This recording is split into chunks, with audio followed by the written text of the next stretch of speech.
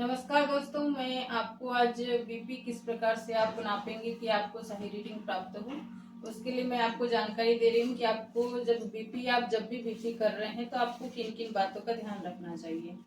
सबसे पहला कि यदि बीपी का सही रीडिंग चाहिए तो जब कोई भी व्यक्ति बाहर से चल के आ रहा है तो उसे कम से कम आधा घंटा के लिए आपको रेस्ट करने के लिए कहना चाहिए कि आप थोड़ी देर सुस्ता लें, आराम कर लें। उसके बाद में आप यदि उसका बीपी लेते हैं तो रीडिंग सही आती है। और उसके पहले बीपी नापने के पहले हमको इसे ध्यान देना चाहिए कि हमारा जो मशीन चालू है कि नहीं है, इसमें एयर यदि है तो इसे इस प्रकार से एयर निकाल देने चाहिए। ये हमारा डिजिटल वाला जो बीपी मशीन है, इससे हम बीपी कैसे लेंगे इसको हम जानेंगे। और बीपी लेते समय जो भी व्यक्ति का हम बीपी ले रहे हैं वो सीधा इस प्रकार से बैठे रहना चाहिए। और जो पैर हैं जो हमारे कुर्सी के नीचे लटक रहे हैं उसमें ऐसे सीधे रहना चाहिए। एक के ऊपर एक पैर रख करके नहीं बैठना चाहिए। और जब भी बीपी मशीन हम लगाते हैं किसी व्यक्ति को तो इस प्रकार से हमको बांधना है। बीपी मशीन का जो ये कप है उसे हम इस प्रकार से मैं बांध के दिखा रही हूँ आपको।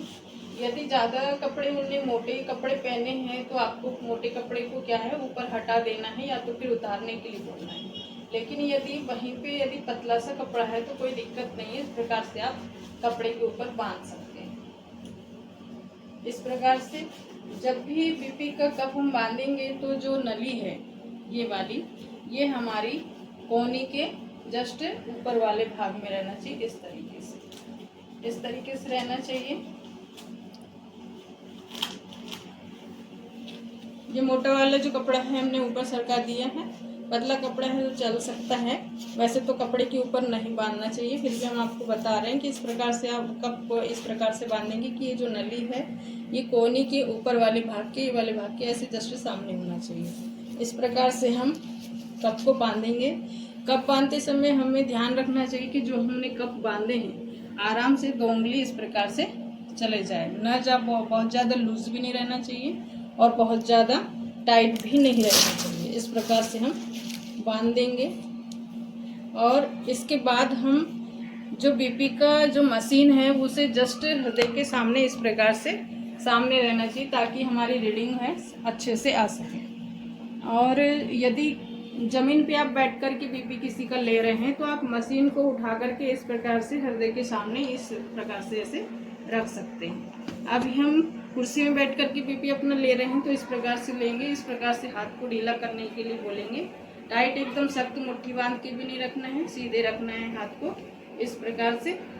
और अब हम मशीन को ऑन करेंगे। मशीन को ऑन करते समय हमको देखिए यहाँ पे ऑन और ऑफ लिखा हुआ है और इधर सेट और इधर मैम लिखा हुआ है, तो हमको बीच वाली बटन को दबाना है। इसी से मशीन ऑन होती है और इसी से मशीन ऑफ भी होती है।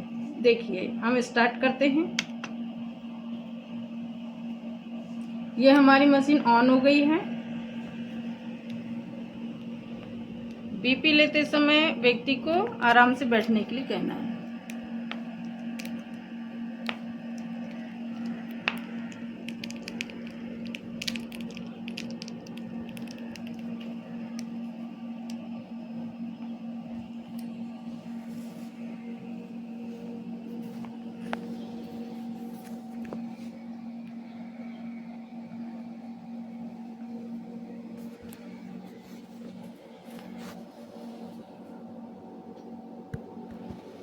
देखिए ये हमारी रीडिंग आ गई 127, 84 और जो पल्स है वो 71 है।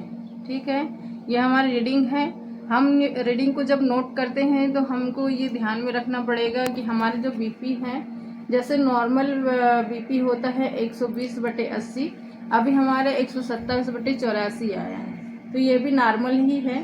बीपी का बढ़ना हम तब मानते हैं जब ये जो 127 है ये 140 हो जाएगा और जो 84 है 90 तक चला जाएगा या 90 के ऊपर चला जाएगा।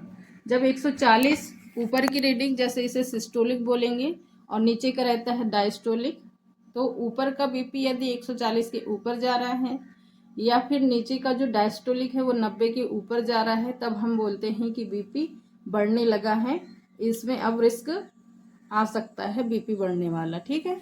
और जब भी आपका बीपी यदि बढ़ने को आपको रीडिंग लग रहा है कि बीपी बढ़ रहा है, तो आप अपने डॉक्टर के पास ज़रूर जाएं ताकि टाइम से आपको उचित उपचार मिल सके। और जब यह बीपी जैसे अभी 127 है, यदि यही बीपी 90 के नीचे हो जाएगा या फिर हर किसी का 90 के नीचे से नहीं, लेकिन यदि यही बीपी 64 या 65 के नीचे हो जा रहा है और नीचे का भी 40-35 ऐसे जा रहा है, तो इसको बीपी लो कहते हैं। तो इस रीडिंग के अनुसार हम अपना बीपी बढ़ रहा है या कम हो रहा है उसको हम समझ सकते हैं। यदि आप ये समझेंगे कि बीपी यदि कम हो रहा है या ज़्यादा हो रहा है, जब भी आपको रीडिंग आपने देखी कि कितना है बीपी, तो यदि बीपी कम होता है या तो फिर बीपी ज़्यादा होता है, तब भी ऐसी स्थिति में क्या होते हैं लक्षण एक ही प्रकार का होता है, जैसे चक्कर आना, पसीना आना, घबराहट होना, सुस्त लगना और सिर में दर्द होना, घबराहट होना, ऐसे सारे लक्षण आते हैं। ऐसा यदि आपको लगता है तो आप अवश्य रूप से अपने डॉक्टर से जरूर चेकअप करवाएं ताकि आपको समय रहते पता चल सके कि आपका बीपी बढ़ रहा है, कम हो रहा है, ये लक्षण किस कारण से आ रहे हैं, ताकि समय पे आपका इलाज हो सके। क्योंकि बीपी का बढ़ना और बीपी का कम होना दोनों ही खतरनाक हो सकते हैं। यह वीडियो आपको मैंने बीपी आप किस प्रकार से लेंगे और कैसे समझेंगे कि आपका बीपी बढ़ रहा है, कम हो रहा है, इसलिए मैंने ये वीडियो आपको बनाई है ताकि आप अपने घर में भी यदि आपके मशीन है तो आप बीपी नाप सकते हैं और समझ सकते हैं। तो आप इस प्रकार से बीपी आप अपना ले सकते हैं और अपना इलाज करवा सकते हैं। मैंने यह वीडियो आपको बीपी किस प्रकार से नापेंगे आप अपना इसलिए बनाई है, या फिर परिवार में सदस्य में किसी को यदि बीपी की समस्या है तो उनका बीपी किस प्रकार से लेंगे इसलिए बनाई है। यदि यह वीडियो मेरी आपको पसंद आई हो, मेरी वीडियो को लाइक और मेरे चैनल को सब्सक्राइब जरूर कीजिएगा। धन्यवाद, नमस्ते।